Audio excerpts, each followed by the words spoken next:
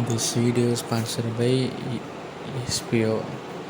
ஓகேங்களா, இந்த எஸ்பிஓவில் marketing, digital marketing, Instagram, Facebook, YouTube இது உங்களுக்கு யூஸ் பண்ண தெரிஞ்சாலே மந்த்லி 21K ஏர்ன் பண்ணலாம் நீங்கள்.